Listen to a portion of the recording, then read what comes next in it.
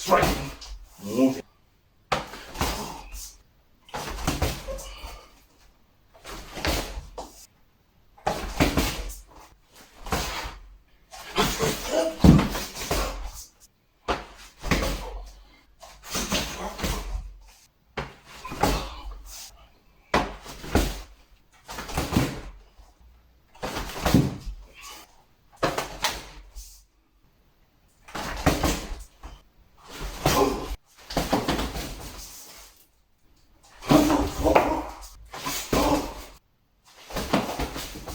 Make it fun.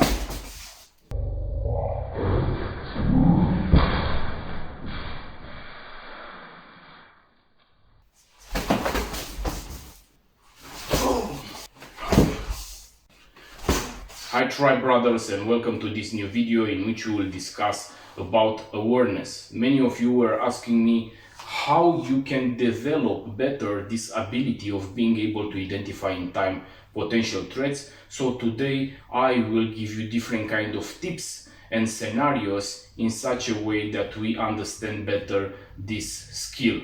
Also, I was splitting the video in two parts. So in the second part, I will try to give you a solo drill that can help to develop some skills that can be useful in a situation in which your target is grabbing your hand with the weapon. So a simple, basic solo drill. Before I start, I want to thank you to all the subscribers, and especially to the ones that they were supporting me via PayPal or Patreon in such a way that now I have the new training dummy. So the drills that I will make are more high quality, because until now I was having a improvised training dummy made by me. It's not a problem. It's very important to understand that we must train and find different kind of options to train. Doesn't matter what conditions we have or what kind of equipment we have. So if you want to train, the most important thing is your motivation, and that is all. But thank you very much. Now the drills that I will show you, they will be more quality drills, because this is imitating a little bit more realistic a human shape. So I can also explain to you and see better when I'm stabbing, where I'm stabbing, why I'm stabbing, so we can better explain the drills. Thank you again to all of you. So guys, it's very important before to pass to learn different kind of exercises, to speak about drills, to increase your awareness. We must understand the most important element. If we don't understand how a criminal individual will act, what is his modus operandi, how he will target you, how it will choose you, how it will action, then all the other activities will not count anymore. Because already this Hollywood industry and this self-defense business industry, because already it's a business, people, they are selling their perfect techniques and the perfect system, already were creating a false view about what an attack, and especially when we talk about blades, but also fire weapons or other kind of weapons, what a real attack means. So how a criminal individual will act. It's taking the knife out. For example, if we take this situation, it's showing you the knife for 10 meters and then it's coming you to rob you or to inflict you damage or to kill you if he wants to kill you, if he has this mindset. No. So how he will act. So basically we start from this element, and then after understanding this element, we can pass to drills, exercises, and how we can prevent all this to happen. So how it will act a criminal individual, what are his tactics or their tactics if they are multiple aggressors. So first of all, if he wants to kill you, we talk about the idea of killing, the chances that you will survive to this kind of attacks are very low, because the first thing that a criminal individual will do, and not only in this situation, also in a robbery or other kind of scenarios, he will close the distance. So he will find the right moment. He will target you at the right moment, right time, right place, in such a way that he can close that distance to be near you, in such a way that he can deploy the weapon, if we talk about the blades, and he can reach with that weapon, he can grab you, he will corner you. So in the majority of the situation you will not have this luxury of space. So you will be trapped in a corner or in a place, in an elevator or a place that can be very like confined space, so you don't have the possibility to evade.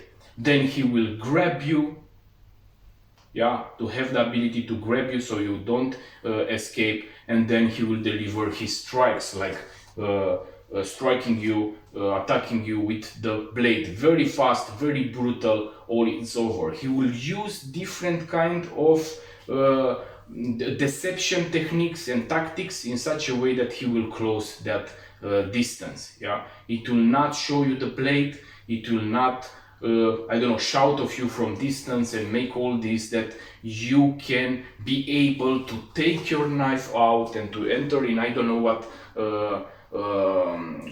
scream at the stanza and make dueling with the target or with the targets, the aggressors. So this will not happen. So understanding that the attack, it's more an ambush. Yeah, it's not an attack, it's more an ambush. So they will use that tactics in such a way that you will be taken by surprise. They will have already prepared their blade. They will not have their blade, I don't know, at the back. They are coming near you and then they will take the blade from there and stab you. Basically, in the majority of the situation, they will have it in their hand, but conceal it with different kind of deception techniques and tactics that I will show. I will showing you also in some of my previous videos, but I will show you also today some of them. So it will be already prepared in such a way that at the right moment, right place, he will only deliver his strike and all it's over. So first we must understand this kind of elements, and then we can pass to see what we can do, or what type of exercises or what type of tactics we can implement in our training or in our daily life in such a way that we can identify better all these kind of signs. This is also one of the reasons why awareness is one of the elements that creates the core of tactical combat system. It's basically the most important, the number one skill that you must develop. Because it doesn't matter how fast you are with the knife, how very, I don't know, how good aim you have when you shoot with your fire weapon, how, I don't know what kind of hand-to-hand combat skills you have. When you will be in that situation, when you will be in that ambush, you will not be able to react in time, because its logical reaction is lower than the action. So if you are not able to identify in time potential signs, to identify that is a threat and prepare already yourself very fast in such a way that you can access your weapon, or I don't know, apply different kind of tactics that can increase your chances of surviving, it will be too late. Doesn't matter how fast you are, how good you are. And of course there are existing situations in which the aggressor, one individual, let's take a scenario, you are in the center of the town, it's, I don't know, in the afternoon, somebody that is under the influence of drugs or other kind of substances or alcohol is taking the knife out, and it's menacing all the people around, and maybe it's also running after them, I don't know, to deliver some strikes or something.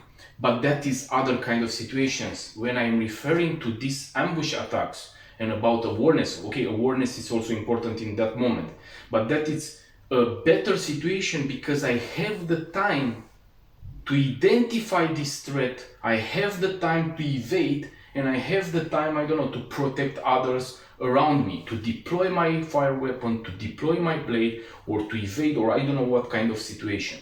So this is a better situation than in the one that I want to discuss. I discuss about a criminal individual that want to ambush you, want to close the distance, and to targeting, inflicting you damage with the weapon or killing you. So it's very important to understand from the beginning that if you are going to your training gym, to your dojo, to your place where you are training in your system, and all the time you are making these drills with empty hands, I don't know, disarming knife, disarming gun. From the beginning, I want again to underline that tactical combat system and me, we are not teaching and we are not promoting the idea of empty hands again against a weapon. So the best thing that you can do in a combat situation is to get armed, to have a few different kind of tools, weapons that can increase your chances to survive or equilibrate the balance between you and the aggressor. You are the one that you must react, identify the threat and react to his action. So having multiple aggressors with weapons and being with empty hands, the chances of surviving are very, very low. So this is the first thing to understand. Then even if you are practicing, I don't know what system, for example, with the blade, and all the time you are repeating with your partner different kind of flows and drills, if you don't understand the idea of how a criminal individual will act, and that he will not come with the knife out and you will take also your knife out and you are entering in a duel situation and you are trying to apply your techniques and him also his techniques, again you are on the false way of understanding and you are more far from the real situation. So you must understand that in a real situation, you must be able first to identify in time the potential threat, then to be able to deploy your weapon, because you are not going with your weapon in your hand on the street, to deploy fast your weapon under stress factors when the adrenaline is rushing in your body, and maybe you must protect also a family member or the ones around you, to be able to strike fast, to strike precise, and to move. So if you don't understand this concept and you only enter in this fantasy kind of movements, it's again the wrong way to see the things. So first, understand how a criminal individual will act. Second, understand what type of drills and training exercise you must make. Then understand that all these drills and training exercise must not be only a repetition in your, I was showing you in my videos. In my videos are only some simple drills to give you an idea about how you can identify the right elements that can help you to choose the right drills for your training in such a way that you have more chances in a real situation. But this training, if you don't put it also under pressure with some partner that they are playing the role of the aggressor, but they are putting resistance, and I don't know, you have a lot of stress and pressure factors around you, then it will not help you again with nothing. So first understand these things, and then you can pass to other and other kind of levels to learn different new things that can increase your skill. But why is this awareness so important? Why you hear not only me, but also there are so many good systems and so many good instructors and teachers that they are they are underlining this idea of situational awareness. Why is so important? Because even, for example, if I'm here and I'm so fast to deploy my blade from the appendix position and strike and be precise with my strike, in a real situation, if I was not able to identify in time the potential threat and it's already in this zone near me and he wants to inflict me damage or kill me, it's too late, even if I am this fast. Yeah, so you must understand from the beginning this idea. This is the reason why it's important to make this. And also, if you are scanning and you are aware of different kind of situation, you can be in some scenarios where can happen so close and in so close distance and so short time that even if you are aware, it's very, very, very difficult to react in time. Imagine, for example, you are entering in the elevator. you are entering inside, you are remaining at the entrance of the elevator, but suddenly under the corner somebody is entering with a knife, pushing you inside of the elevator and begins to strike. So even if you were aware, it's still very fast happening and it's an ambush, so it will be a difficult situation. But if you enter in the elevator and you are looking at the telephone, for sure it's very complicated and you will be dead immediately. But if you are entering in the elevator and you are already in a position and now you see suddenly that somebody is coming, I can already take my blade out, one. Or if I know that are different kind of zones, different kind of moments and places in my daily activity that I am more vulnerable and I'm more exposed to different kind of threats, then I can prepare myself. So if I know that in my building, or when I enter it's dark, or when I must enter in the elevator, when I go to my car to the parking place and it's dark, it's not light, and also it's a position in which I can be attacked or ambushed, then already I prepare myself. I can take my blade, put it already in my pocket, or liberate from my handgun if I have the handgun open the jacket and liberate, put in the t-shirt, having my handgun already for a better deployment, and all these things that will increase my chances of reacting in time for that kind of situation. Now I want to discuss about dressing code and how some clothes can raise more suspicious about a potential threat, or some not dragging so much attention.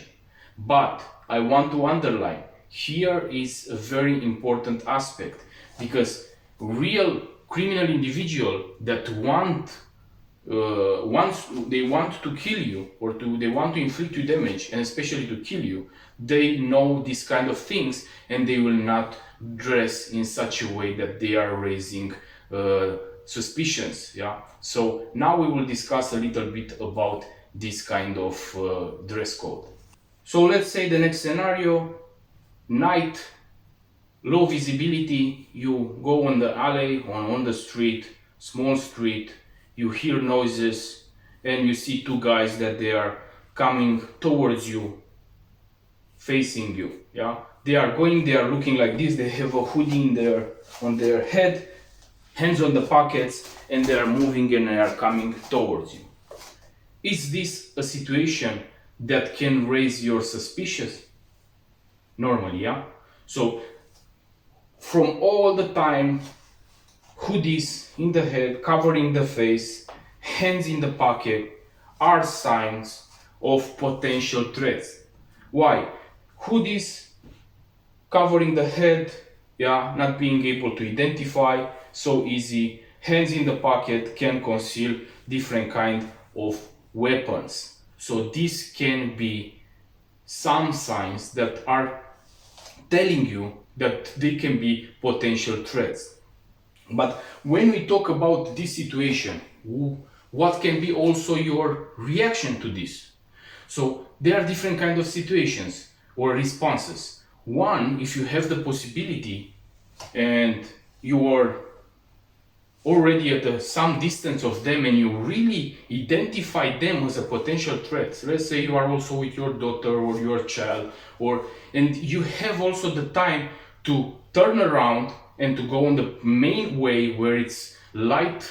This must be the main thing, yeah, all the time when you are going on different kind of zones that they are, for different kind of criminal activities. Choose the streets, the alleys that they are having light, they are populated. Yeah, it's the people are passing on the street. Yeah, it's not a dark alley where you don't see nothing, because of course the chances that you will be more vulnerable in this place are bigger than if you are on the main street. So if you have the time, if you have the possibility, first, you don't take it on that road. Second, you can, if you have the possibility, you can turn to the main road, and third, okay, it's not existing any possibility to turn around because you were already very close, it's important to prepare yourself. So if I am in this kind of situation and I have my blade, I don't know, in the right pocket, I will try to go very easy on my pocket, take the blade, put it in my pocket, and open the folding knife or my blade, having there already in my hand, prepared to use if it's something bad. So I already identify that can be a potential threat, and I already take some measures to prepare myself to not be in the situation of not being able to respond in time and to put that blade, if I have it in my pocket and suddenly it's coming an attack, until I go to take it from my pocket, open it and use it, already I am dead. So this is the main way, the combat mindset that you must have all the time. You identify in time some threats, potential threats, of course. They can be only simple people that they are passing and nothing is happening, yeah? You identify potential threats and you already prepare yourself. So these together are helping you to have a response that can save your life if you will be in that situation. So okay guys, this kind of dress code, it's an indicator of a potential threat. Not so much as in the first situation, yeah? Because I'm showing you the hands, I have a map with different kind of documents, my dress code, I have glasses, I have a sweater on my neck, I am more an like office dress code, so I'm not so suspicious like in the first situation when I have the hoodie on my face, I have the hands in my pockets, you don't see what I have in my hands, I can have a weapon. But also this kind of situation can be more dangerous than you think. Here it's a metal scalpel that can inflict you a lot of damage. Put it in a pen, covered with a paper, can be a newspaper, can be a map. But because of me using this dress code and using some type of deceptive tactics, this you see also the magicians when they are using different kind of movements to drag your focus from their main movements. So here you look at me, you see that my dress code, glasses, how I'm dressed is not the typical way in which people are thinking the criminals are looking, yeah, like the hoodies, hands in the pocket, or I don't know how. And I have this map, but showing you my hands, so you don't understand and you are not able, your brain is not able to identify that under this I have a very sharp scalpel. So if I would be, or again I repeat, if a real criminal individual wants to inflict you damage or to kill you, he will know all these kind of things and he will not drag attention. So if I'm coming to a person, to you for example, dressed like this, maybe I have a laptop bag or I don't know what, and coming near you, trying to ask you something, but having here the razor blade, the scalpel, and begin to stab you in the neck and inflict you damage, it will be very hard to make something, because I was understanding this type of indicators and I was trying to not raise suspicious. So what is helping you this kind of scenario is helping you understanding that not all the time, if somebody is not having these dress code indicators or hands in the pocket, will be the situation in which nothing will happen. So it can be like I show you now, and you can be in a big danger. So this will also help you understand that if somebody wants to approach you, he will try to find different kind of deceptive techniques to be near you, and then he will deliver his attack. So it's very important not only the dress code, but also where are the hands, in which position are the hands, if they're in the pockets, if they're outside, how they're outside, in which position. It's an awkward position, it's a normal position, they have different kind of objects, they can conceal in that position a weapon or no. So this is a very important aspect, because an attack, even if it's a fire weapon, even if it's especially with the blade I'm referring in this episode, it must be in the hand to be used. So hands, all the time you must look the hands where they are. So even in this situation, like you see, I have, for example, here, if I try to show you like this, yeah, when you have a map, when you have a paper, all the time the position of catching is, it's like this, yeah. So I catch with 4 fingers here, 1 finger here, yeah. From this situation, from this position, if I'm reading a newspaper, it's not giving you neither the most a small idea that I can have a blade in this, yeah. And believe me, it's not a little blade. It's a normal, good blade. So medium blade. So I'm sitting in this position. Normally, also from this look, if you are here and looking at my fingers, is the same. But between this page and this page, I have a very deadly weapon, yeah, a very deadly knife. So these kind of things is very important to understand how they are functioning, because it's exactly what I was saying to you earlier about the magician. It's showing you something. You see this position of the hands, you see that he's reading like something, but it's not showing you the real trick, and the real trick is here.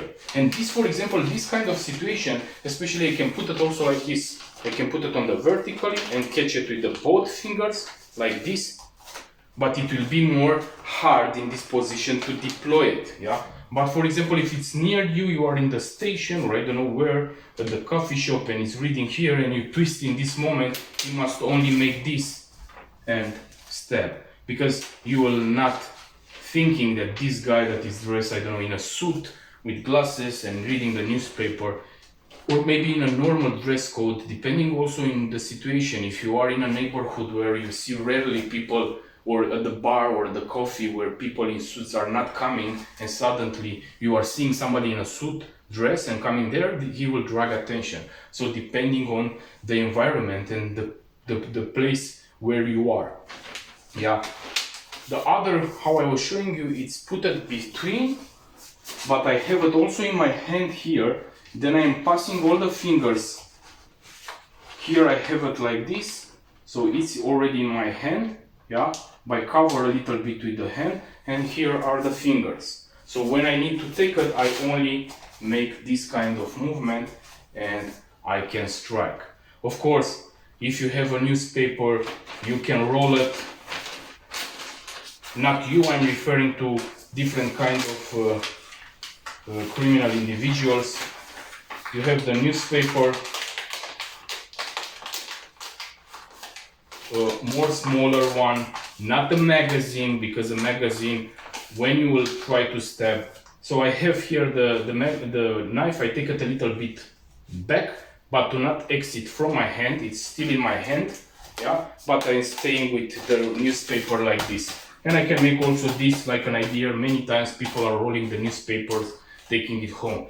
But when you want to stab, I have 2 possibilities. I catch it from here. It's like a sheet, and only take it and begin to stab. Or also, if it's not a big magazine or a big magazine, it's a normal newspaper, or can be like papers like these documents. When you will stab, this will broke and the blade will enter. It will not stop the blade to not enter, yeah, because this can be broke. But much simple is to take it from here and begin to stab. But the idea, what is happening here is that your brain, if it's not trained, it will not understand that here I hide something. It will understand that this guy has a newspaper in his hand. So these kind of things are very important also to be able to identify that small signs that can raise you the suspicious that you are in a dangerous situation. Okay, you must not be paranoid, yeah. I am only trying now to give you different kind of scenarios to understand that blades and weapons can be hid in any positions and in any situation. So it's not so hard to have a blade for the criminal individual, especially for the criminal individual that is coming from this environment and he knows already all these things, so it's very easy for him to conceal a weapon, to use these deceptive techniques, being close from you, and use the weapon. So another situation, I have this cap, or I don't know how it's the word in English. The English is not my mother language, so I'm sorry if many times I don't find the right words, or my way of speaking is not so clear. I can have this, I can put the knife inside, like roll it, and now I have the cap, this in my hand, and also I have the blade concealed. Yeah, so many times you see something but you cannot be able to identify, you are not able to identify behind or inside that object what it is. Yeah, so if somebody is coming that doesn't have any peak of, or any amount of training, and is passing and is seeing somebody that is with a hat in his hand and is making this and looking in other direction, maybe it's nothing, but this guy can have a blade. You are in that position, you are not seeing nothing here, but inside I have the blade. Yeah, can the color drag more attention than another? Of course, it's the same like at the dress code. If I have this black cap in my hand, it's possible to be noticed much faster. Yeah, like dragging more attention. But if I have a colorful one, let's say no, I don't have now, but something like here I have with stars and this gray, yeah, it's black all the time is dragging more attention, like this thing like hiding, or I don't know, more, it's a more negativist color, and all the time is dragging more attention for the people. Yeah, especially when they want to identify things that are correlated with danger. Here I have the same cap but is with stars, yeah, and the same procedure. I have the blade here, I can make like this, look, it's also moving, it's not making nothing, but also I can use my blade. So it's very easy to conceal a blade, and it's very hard in many situations when somebody wants to conceal it and he knows some tactics. It's very hard to identify that. Another very simple situation is having a market bag. Yeah, is this that you go to the market with it and buy your, I don't know, products, your fruits and vegetables and other stuff, your bread. And so this kind of bag, it's already putting in the idea, in the mind of somebody that is passing, they already identified with a bag that you are making the market. Yeah, so if I am waiting somewhere where, I don't know, people will identify this like a guy that is ready to go to make his market, but inside the same I have my blade already captured, and I am in this position with the bag waiting. You don't see nothing, even if I'm putting here, even if I'm staying here, but suddenly I can take it and inflict you damage or kill you, because already your brain is identifying this with a bag. Especially here in the zone where I'm living, in the country where I'm living, all the people are having these kind of bags because they are from the supermarket. So when they are going to buy something, the majority of the population will have this kind of bags. So they will not identify this with something bad. If I have a small bag that is coming on my shoulder, and I have it here, like the majority of these little smugglers from around the neighborhoods are wearing, is dragging more attention because the majority are putting their blades, their knife or something. Yeah, but in this situation, it's a market bag. I am using it, I have already my knife in my hand, so I'm not dragging the attention, but can be a very dangerous situation for somebody that cannot identify different kind of signs. Can the gloves, for example, represent also an indicator? Yeah, of course. But if you are living, for example, in a cold environment, gloves are something normal to wear, yeah, but can be a very easy indicator of how you can conceal a weapon. For example, I have put it in my glove with a hole, the blade, so you don't see it from that direction, but here if I make it only this movement, I am already with the blade inside, because I was having between the glove and the hand, so the blade is staying like this inflicted. I have the hole in the glove and it's inside, so I can make, immediately I show you, I can make different kind of movements with my hand. I can use my hand, but the other not understanding. For example, I can gesticulate, I can put it on my body, search myself, making different kind of movements, talk to the telephone, and also having the blade already ready to use. So I can close the distance. You see my hands that I don't have nothing on in it. Yeah, I'm with the hands open. So already your mind, it's interpreting this like not having a blade there, because in this situation I can put the blade in this position. If I was not having the glove, I must use a finger. I must use a finger to have a grip on the knife, to not lose it, to not fall down. So if I have the blade here, yeah, and I don't have the glove, I must use this finger to catch it on my hand. So when I will speak, I will look something like this. So this sign with this finger here, it's already an indicator that this guy, it's an awkward position, it's having something behind the palm, yeah, so the blade, yeah.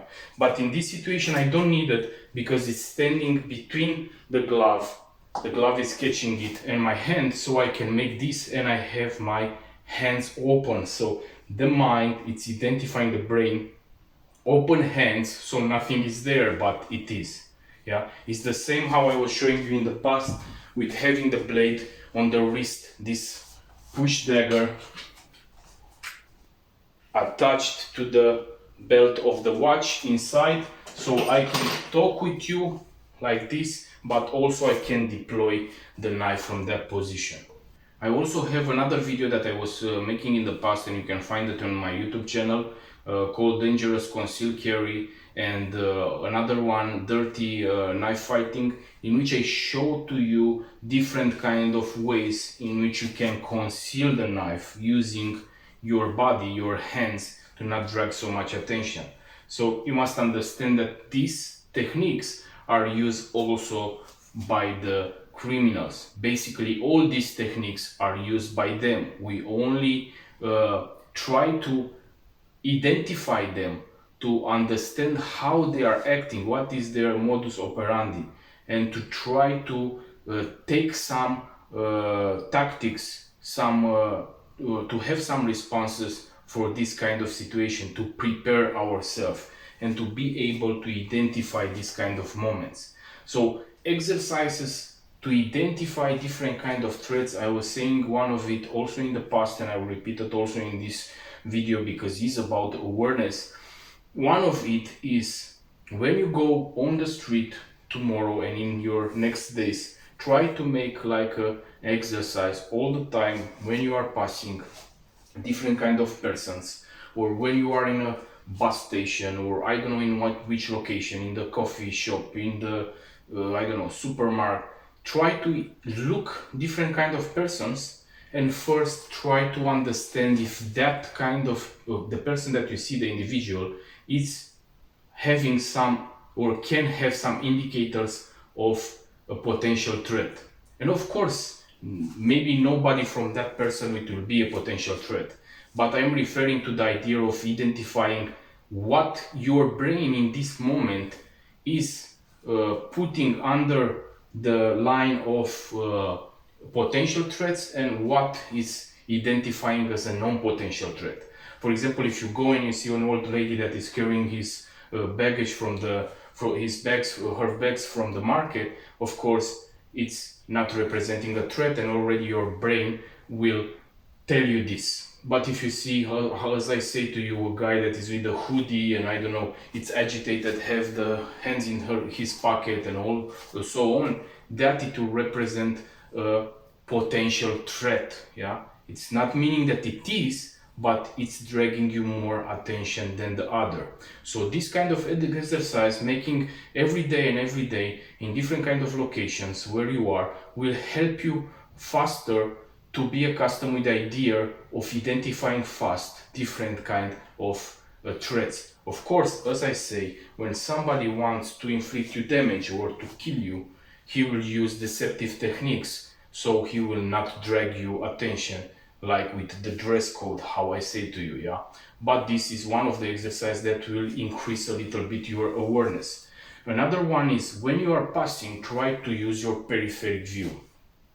Many times we are walking on the street, we are catched by the telephone, by our thoughts, by, I don't know, other kind of activities, and people are passing near us and we are neither being aware of how that person it was looking. It was a woman, it was a man, it was. So try from next time when you walk to not look directly, only with a peripheral view or only one side. Change only one side. Try to give one side to all the individual, how is dressed, how is looking, like a fast picture made with your brain. Pass, and then try to remember all the things that you were seeing. What age you think that it was, woman, man, how it was dressed, what color it was they were the shoes that you were wearing, what type of clothes, what type of object it was carrying, how it was having the hands.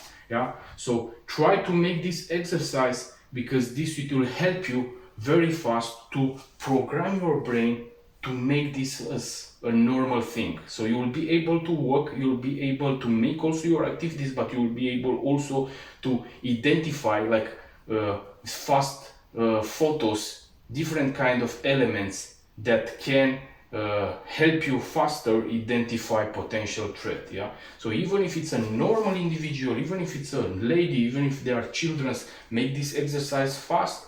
Try to identify and remember many aspects, and in such a way you will train your brain to be faster when it needs to identify potential threats. Yeah.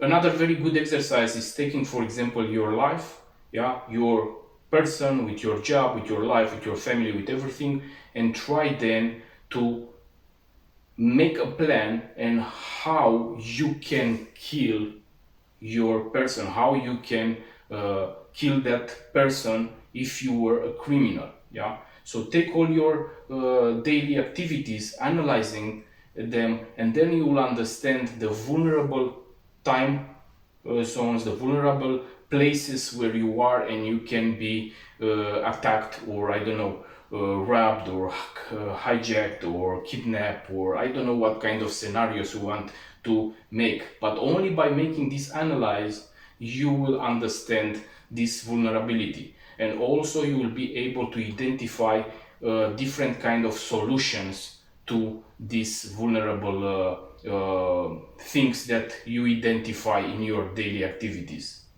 So now I will show you the drill for the retention of your weapon, of the hand with the blade. But I want to underline that if you are following the tactical combat system elements, and especially the one here I am referring about movement, after you are striking, you are moving, creating distance, then the retention of the blade, it will not exist, because we have here the idea of striking fast, striking precise, and moving. So this kind of strike, it cannot exist a grab. Yeah, it cannot exist a situation in which you can have retention of the weapon. It's too fast, the movement, and maybe you, even if you are in this situation and you will strike and take immediately your hand, it will not exist the idea of, cannot be possible to be catched. And especially that I'm creating also distance, so I'm not remaining here, I'm striking and moving.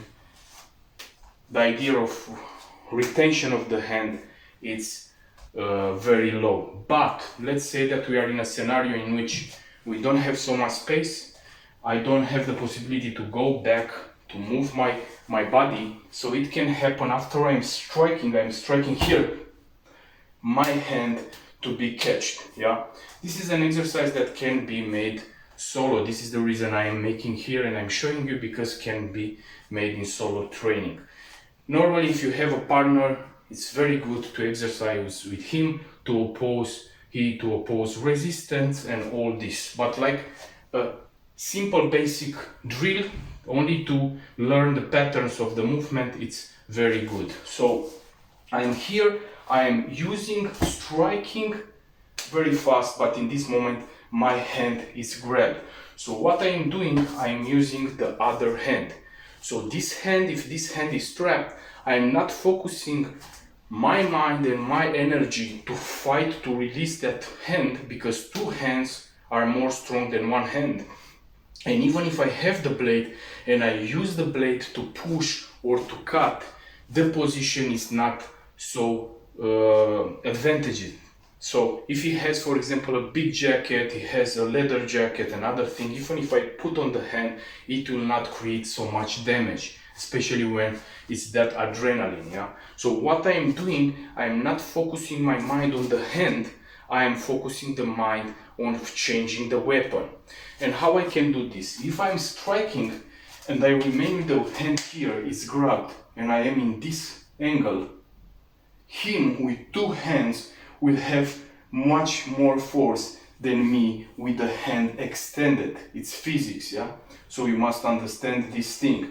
But if I am dragging my body near the hand and I am in this position, you can try it all the time with who you want, and you will see that if it's bringing the hand here and you try with two hands to take it apart from his body, it will be more difficult, yeah? Because now he closed the angle and is more close to his body, and he can apply much force than when it's with the hand extended. So if I'm here and I'm striking, after I'm striking, if I'm catch, the main idea is to bring the hand near me in such a way that it's more hard for him to control my hand. And what I'm doing after, from this position, I'm only coming with the other hand, because his hands are concentrated on my hand with the weapon, and he will not lose that grip. He needed that grip to not lose that grip that has on my hand with the weapon. So what I'm doing, I'm only coming with the other, changing the blade in the other hand, and from here I can strike again to the neck, to the face, or other parts. So basically, again, the drill that you can exercise, first you can make it only from this position, only to change from one to the other the weapon. I'm coming here, changing to the other. Yeah, again, I'm here, changing. When I'm changing, to not lose the blade, the hand is coming on it, is covering the other, and when I let it, already it's in the hand.